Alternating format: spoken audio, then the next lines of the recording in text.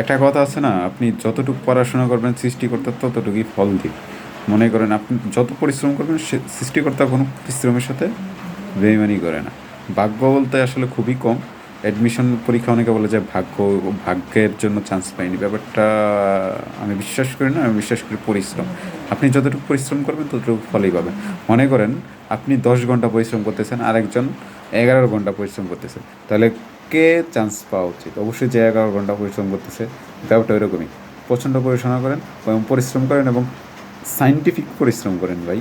আবার শুধু শুধু পরিশ্রম করলে হবে না, বুঝে শুনে পরিশ্রম করেন।